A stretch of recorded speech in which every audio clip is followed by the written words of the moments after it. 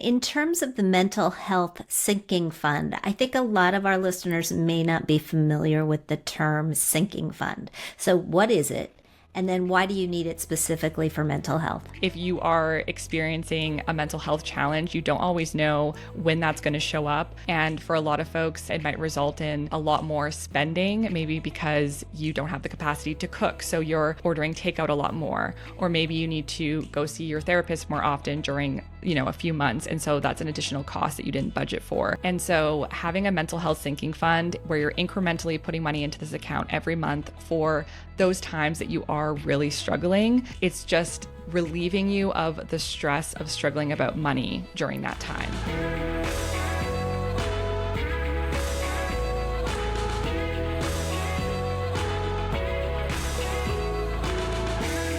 Hey everyone, I'm Jean Chatzky. Thank you so much for joining me today here on HerMoney. You have heard me say this time and time again, money is so personal. Personal finance is more personal than finance. That's why I love answering your mailbag questions and your follow-ups when we jump on a call together, because everyone's circumstances are different. We all handle money differently. And no matter how prepared you think you are in advance, life sometimes just happens. Whatever money goals are on the horizon for you, the baseline involves digging into your past, looking at how you were raised and how those experiences contribute to the way that you work with and view money today. And also looking at how you happen to be wired. That's the process involved in our money type diagnostic, which, as you all know, lives on HerMoney.com, which all, of course, sounds incredibly easy, right? Yeah, I'm just kidding. Look, we know there are a ton of other factors that can throw a wrench into your financial plans, even if they are so carefully made. And that sometimes includes being part of a community that is historically cut out of or diminished in conversations about money, or even getting diagnosed with ADHD or as neurodivergent. A recent study from Epic Research found more and more adult women are getting diagnosed with ADHD than ever. And an ADHD diagnosis in your 20s, 30s, 40s, and beyond can help go a long way to explain how you handle all sorts of things, from time management to being able to complete tasks, to the choices that you make and the struggles that you have with money. The NIH, the National Institutes of Health, defines ADHD as an ongoing pattern of inattention and or hyperactivity impulsivity that interferes with functioning or development. Having ADHD can lead to impulse spending, or on the flip side, to being so worried about your money that you don't allow yourself to spend at all.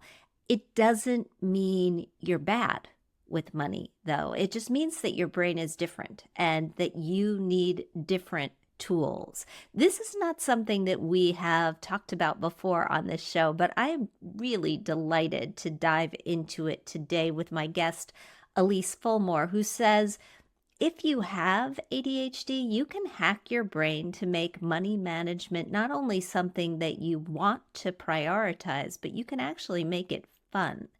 Ellyce is an ADHD money coach. She was diagnosed with ADHD in her 20s after racking up $35,000 in debt. She started sharing her own financial journey on TikTok, where she now has over 500,000 followers. And she runs Queered Co., a financial literacy company for people looking for money strategies, tools, and resources that don't force them to reject pieces of their own identities in order to succeed. She's also got a new book out, congrats, called Keeping Finance Personal: Ditch the Shoulds and the Shame and Rewrite Your Money Story. Ellyce, welcome to the show. Thank you so much for having me and for such a lovely introduction. That was Well, amazing. oh, well, thank you so much for being here. And I'm Thank you for just opening the door to this part of money management that we don't really talk about. There's so much that we don't talk about, but we don't talk about this, and we should, so we will, starting with the place you were in 2020, where you started to share your own money journey online. That was back when you were $35,000 in debt. You had $60, ouch, to your name. You couldn't even bring yourself to look at your bank account. What was going on? And what happened when you started looking for personal finance information online? Yeah, so my own personal finance journey, I guess, started a few years before 2020. So while I was in university, I was basically had this plan to become a physiotherapist. So where I live, you have to do a bachelor's degree first and then do a master's in physiotherapy. So I was in my bachelor's degree pursuing that. That had become basically my whole identity. Like I was centering everything that I was doing around that. And I realized probably three-quarters through my degree that that was no longer what I wanted to do. And so I had this moment, this identity crisis of what am I doing with my life? And now I have this student loan debt and I don't know if I'm even going to use my degree. And I also had racked up $15,000 of high interest debt on top of my student loan debt from a lot of impulse spending. And so this was kind of the moment where I started diving into personal finance myself because I just was, freaking out basically. What am I doing with this money? What am I going to do with my degree? And so that is what led me to learning about money for the first time myself. I was not someone who was taught money from my parents or in school. So this was information that I had to seek out and learn on my own. And then from there, I ended up finishing my degree and getting a job in a rec center in the financial aid office. So this is kind of where I guess my two passions merged a little bit. So I have a kinesiology degree, and then I was working in this rec center talking with folks who were trying to get access to recreation that had various barriers in their life that they were facing. So this is where I started to really understand how much someone's identity and lived experience impacts their finances and their ability to become financially secure. And hearing all these stories and speaking to all these people, I just began to realize that there's more going on than just like a budgeting issue. It's not as simple as just sitting down and looking at the numbers. There's clearly a lot more going on. And so that was kind of like my background. And then moving into 2020, I was laid off from that job in March of 2020, as many people experienced. And that was when I kind of thought, well, now's the perfect opportunity. I'm at home. I don't have much to do. I can't leave the house really. I will start talking about what I've learned about money and my own experience. So I started talking about financial stuff and also some career stuff in terms of being laid off and what's your next step. And it was cool because I was also going through that kind of at the same time with people. And so I think that's why a lot of people could relate, because I had also been laid off and I was, in there with them. And then at the end of that year in December of 2020 was when I got my ADHD diagnosis. And that, I guess, is what really pivoted my whole business and career, because I started putting all the pieces together of how much my ADHD had impacted my money. And so I just kind of built off the platform that I'd already built and started talking about that piece of it. And also in 2020, there was a lot of changes going on. That was also the year that I came out publicly as queer as well. So that was another piece that I was publicly talking about and relating it to how it had affected my spending decisions. So those two things together in 2020 were like big identity shifts and I guess discoveries. And then that's kind of what led me to where I am today and the kind of identity-based approach that I take to personal finance. I think there's a lot of different ways to think about identity. So personal identity being the pieces of yourself that kind of make you who you are, like your passions and beliefs and hobbies. And you're a nurse, you're a dog mom, you're an artist, like those types of things. And then the social identities are those things that you are born with, like your race and gender and neurodivergence and those types of things. I do think that it's helpful to think about them separately, although in reality, they are very much meshed together and it is hard to kind of separate them out sometimes. because our identities are always interacting with each other and existing at the same time. And so that also impacts the way that you move through the world as well. Because if you are, say, holding multiple marginalized identities, you are going to be experiencing those things at the same time. And that's going to affect how people are treating you around you and just, yeah, how you navigate the world. And you can't always separate out these things. But I think for understanding yourself and your money story, it is helpful to think about them separately, to think about the things that are outside of your control that you can't change, and understand what those pieces are and how that impacts your experience of life and just the opportunities that you're given or the barriers you face and those types of things. And then also understanding what were the things you were taught, how were you raised, what are the experiences that you've had in your life that have, changed the way you thought about things, and what types of things do you enjoy doing and how do you spend your time? Like those things are more within our control to change. And so that's where it can be helpful to think about them separately, because you begin to understand which things you can focus your energy on doing differently and changing versus the things that it's more so acceptance of, like, this is the way the world is right now and we can still advocate for change, but maybe it involves more of like a dismantling of an entire social system, right? So that might be something that is not as much within your control and maybe isn't something you want to put all of your energy toward right now. Maybe you want to focus more on those things that you have more control over. I'm always a fan of that, right? Can't control the market, can control how much you save. Mm-hmm. How did your ADHD diagnosis help explain your money behaviors and patterns? And if you can widen the aperture a little bit, I'd like to know how being neurodivergent in general typically impacts people's money behaviors.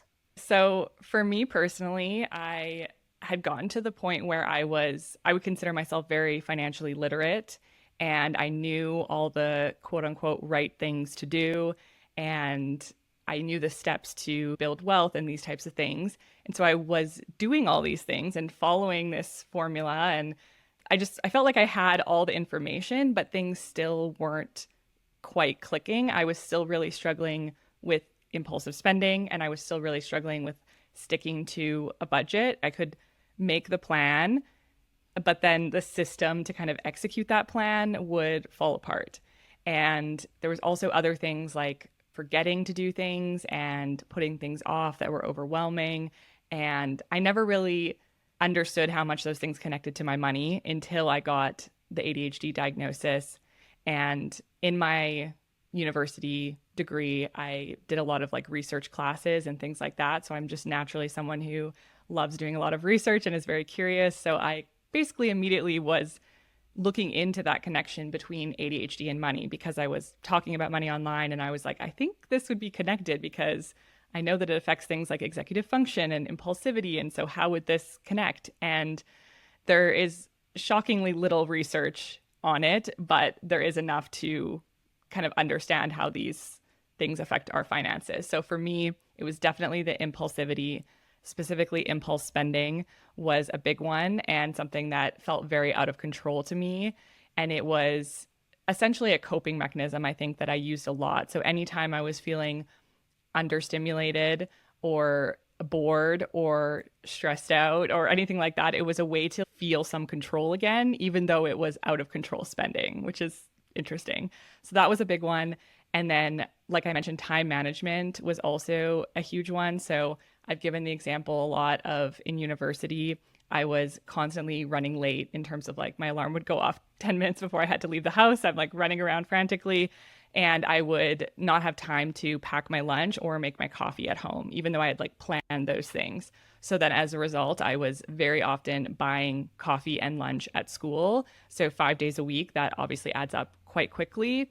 And if you were to just kind of look at my numbers, you might say, oh, you're clearly overspending on like eating out. So just stop spending so much on like buying lunch and coffee, make those things at home. But for me, it wasn't so much a spending issue, it was a time management issue. And if I could get a hold on the time management, that would reduce the spending. So those were some big ones.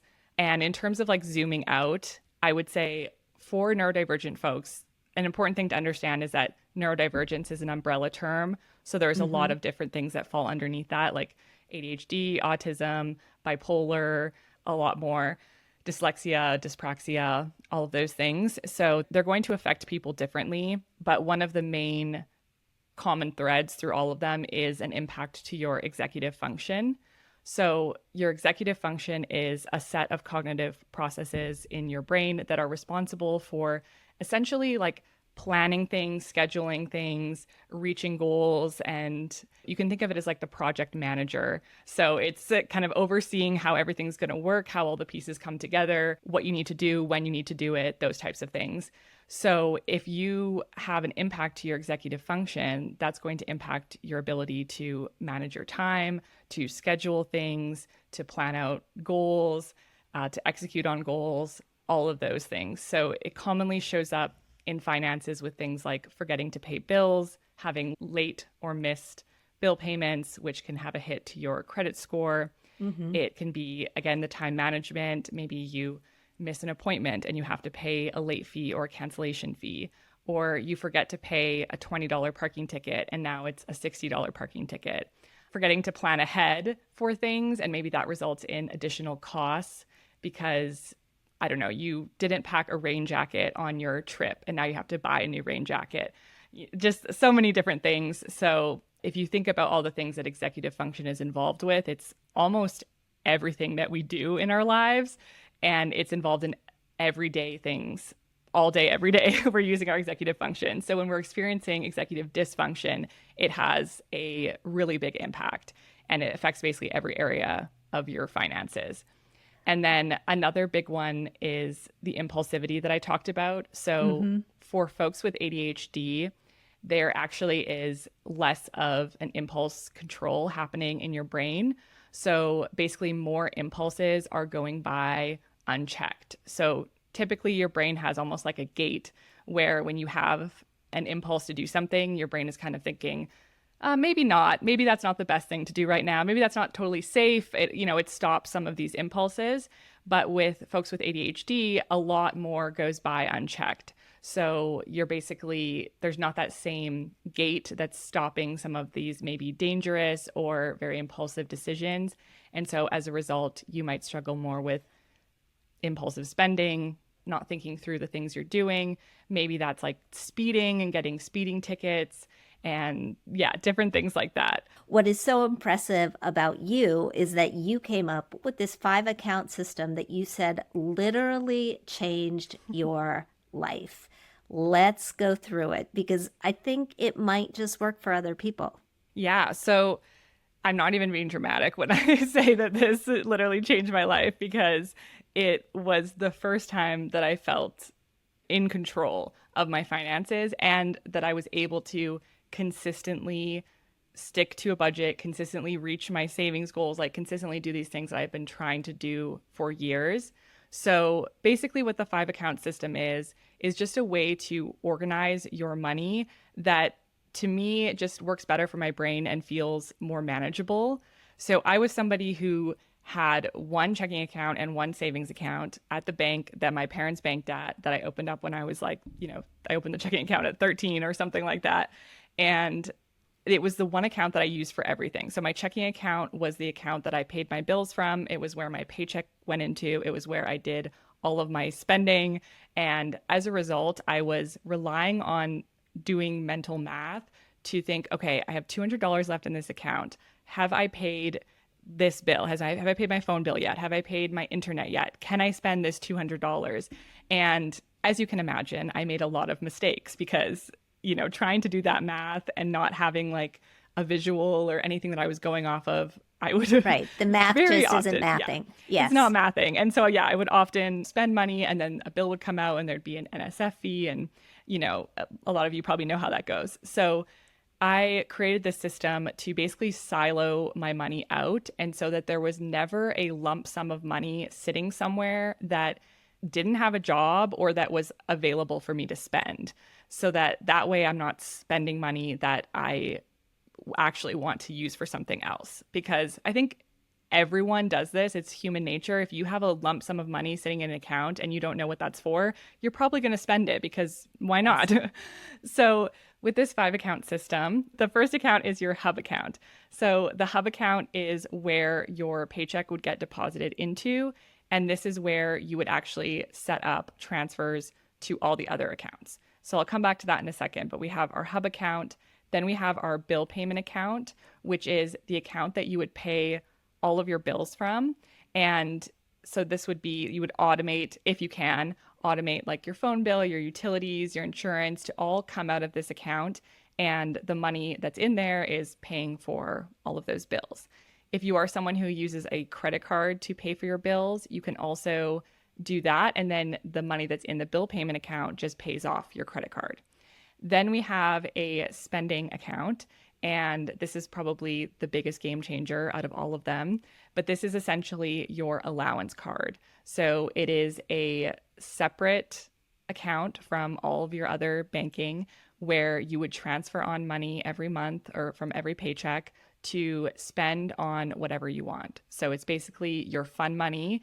And that is the money that you can impulse spend that if you want. Like that's the money that you have to spend and you don't spend from the other accounts. So for me, I would start just only taking that card in my wallet and not even bringing a card or anything for any of the other accounts so that way that was the only money that I had access to. Then you have a short-term savings account. So this would be for things like your emergency fund and any goals that you have maybe coming up in the next 5-ish years that you are saving up for. And then lastly, you have your long-term investment accounts. So this would be, your retirement accounts or like things that you're investing for in long-term in the future. And so going back to the hub account, you have your money come in there and then you can set up automatic transfers so that whatever portion you've decided is going to what would automatically be transferred to those other accounts. How do you decide when you're looking at the bill payment account and the spending account, where something like groceries goes, right? Because groceries is a variable expense, right? You could decide you're going to live on the cheap and spend very little and cook every night, or you can decide you're going to get pre-packaged salads and go to the grocery store more often and the bills go up. And like, how do you work that? Yeah. So this is like my number one asked question. And what I will say is that the 5 account system is like a jumping off point. So you can kind of customize it. It can end up being a 3 account system or an 8 account system, kind of whatever you want. In terms of groceries, what I would say is if you are comfortable doing a consistent amount every month, say I'm going to put $300 toward groceries and not going over that amount, then you could count it as a bill payment, which is personally like I put a set amount per month to groceries. And then basically if I don't spend the full amount, then I would do something with that money, right? I would transfer it to savings or maybe keep it in the account as a cushion or something like that. If you are someone who has very variable grocery spending and you don't feel comfortable having it in your bill payment, then if you wanted to, that could be part of your allowance card, although I would personally recommend having that separate. So what I actually do is my partner and I have a joint spending card that is specifically for groceries and gas and those types of purchases that like we both spend on, but that are variable. So that would be another option. And I know it might sound overwhelming to think, oh, I'm going to have 2 spending cards or 3 spending cards. Like that's a lot. But if you think about it, all the other accounts, you're not carrying a card around for. So really you're having like 1 or 2 cards in your wallet. And once the system is set up, most of it is running on autopilot. And pretty much actually all of it is running on autopilot. So you really don't have a lot to do except for maybe if you want to transfer extra that you didn't spend or things like that. But yeah, in terms of where to put groceries, I always say it's a personal preference based on what makes the most sense for your brain and what's going to make sense with the way you spend your money. Some of what you just described is part of your ADHD money management program, the automatic transfers, automating everything you can, having the spending card, the allowance card on a prepaid card. But you also talk about visual reminders and progress trackers, and having a mental health sinking fund. Let's talk about those things. So, the visual reminders and the progress trackers, I mean, personally, I find those things very, very helpful. I think there's a lot of behavioral science research that says, yeah, if you see it, it's a lot easier to do it. Yeah, definitely. And a lot of the techniques and strategies that I talk about, there's a lot of neurotypical people who really benefit from them as well. Because I think one of the main things is I'm just like deviating from kind of the boring financial management technique that's like, here's this spreadsheet and this chart, and then just like go do it, like an adult. It can be more fun than that. And yeah, like you said, the visuals help a lot of people, but especially those who are neurodivergent. A lot of us struggle with kind of the out of sight, out of mind. And so if we're not seeing something, we will actually forget that it exists. And so if you have like a savings goal or a debt repayment goal, even if you're actively working toward that, it can be easy for it to just kind of slip out of the front of mind, right? And maybe you forget about it for a few weeks or a few months. And even if you have automatic transfers going to it, you might not be aware of the progress that's being made. And another thing that kind of comes in hand with that is that folks with ADHD are more motivated by immediate rewards. And it's something called delayed discounting, where basically our brain tends to overvalue immediate rewards and undervalue long-term rewards. So when we're saving for a goal that's like a few years in the future, or we're paying off debt that's going to take 5 years to pay off, it is not exciting and motivating. And it's really easy for us to be like, well, this money that I was saving for a new vehicle, I could just buy this thing right now that I really want. And our brain is like, yes, that's the thing, get that.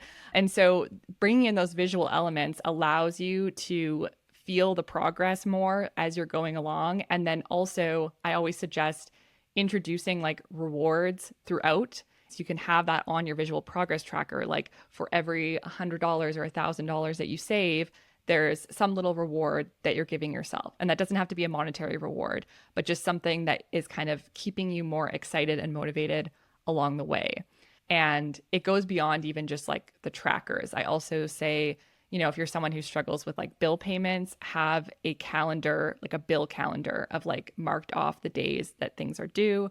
Also mark off the days that you get paid, which is another thing that I often recommend is like looking at when your bills come out every month and when you get paid and whether those make sense. Because a lot of times we pay rent on the first of the month, and then some people will have a lot of other bills around the first of the month. And because rent tends to be a lot of people's largest bill, then you're paying this huge chunk of money at the beginning of the month. So maybe you can move some of those bills other than rent to the middle of the month when you get your second paycheck and things like that. So that's another thing that like having that visual just kind of helps you maybe see it a little bit more and understand how things might work. So yeah, that's a big one. That is a big one. And then in terms of the mental health sinking fund, I think a lot of our listeners may not be familiar with the term sinking fund. So what is it? And then why do you need it specifically for mental health?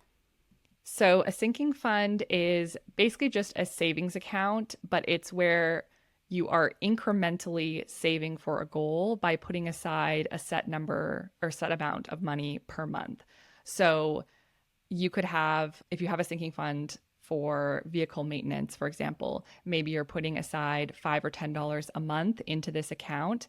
And then when you go to get a regular oil change or you go to get a vehicle service, you can then pull money from this account and it's not throwing off your typical monthly budget.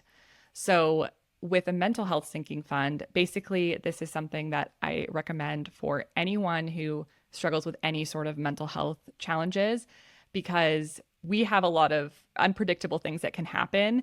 If you are experiencing a mental health challenge, you don't always know when that's going to show up, how it's going to show up, and how it might affect you.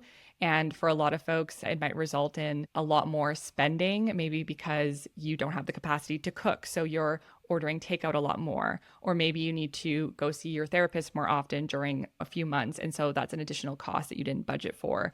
Or you need a new medication that's not covered by insurance, or whatever that looks like. And so having a mental health sinking fund is where you're incrementally putting money into this account every month for those times that you are really struggling. It's just relieving you of the stress of struggling about money during that time. So now you have this chunk of money that you can use on other things. Is there a certain amount that you suggest for that fund? I think it's really dependent on the person. And what I would recommend is thinking about past times in your life where you've really been struggling.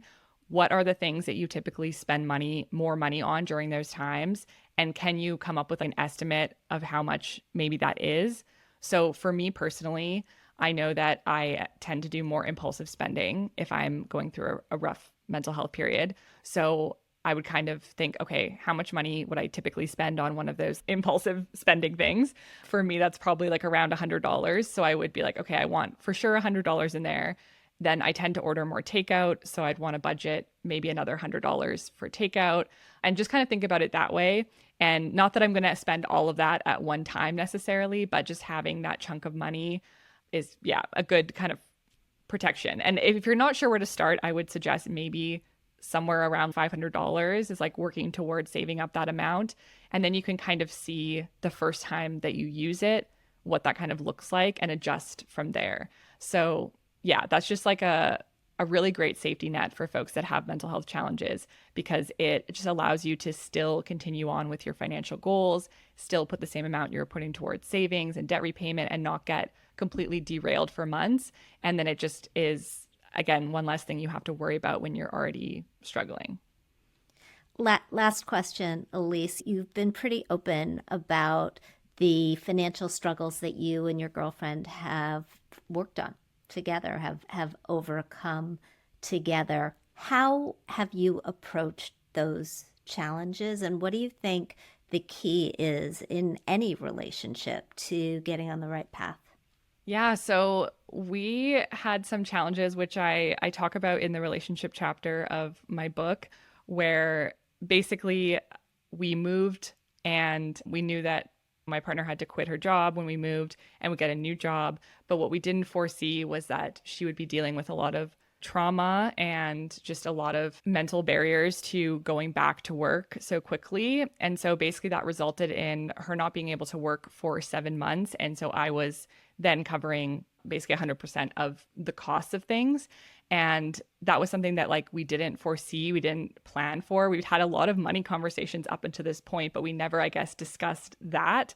And so you're kind of thrust into this situation where you have to learn how to quickly adapt, and each person is feeling a different thing. She's feeling maybe guilty and upset, like that she can't contribute and maybe feeling guilty that I'm paying for things, and I'm feeling maybe a little bit stressed out because that was more than I had budgeted for expenses, and now I'm suddenly like I need to make more money to do this. And so yeah, how it worked for us was that specific situation I think had a lot of like emotion and a lot of maybe guilt and shame wrapped up in it, and so it was hard to kind of start with the root of what it was. So instead we started with conversations that felt a little bit more light and fun. And so we actually started with talking about what our like future savings goals were once she started working again. So we just kind of started like, what are the things we're excited about when we are making more money and can afford to put money aside for these things? And that was something that was more exciting and enjoyable to look forward to. And then as that became more comfortable, then we started diving into, okay, how are we feeling about this? And how do we kind of deal with this and that kind of thing? So I would always give that as a recommendation for couples who maybe have not talked about money before or haven't talked about more of like the serious topics, is kind of dipping your toes in and like ease into the more lighthearted topics or the things that you're excited about so that you just get more comfortable talking about money in general. And then as you're feeling more comfortable and safe with each other with those conversations, then you can start to talk about the stickier topics or the things that bring up more emotion. Because I think if you try to dive right into that and you haven't developed that sense of like safety with each other in terms of money, then it can just bring a lot of walls up really quick, and people can get defensive and basically, yeah, not want to talk about it, close down, shut down. And so easing into it, I think, is a good start.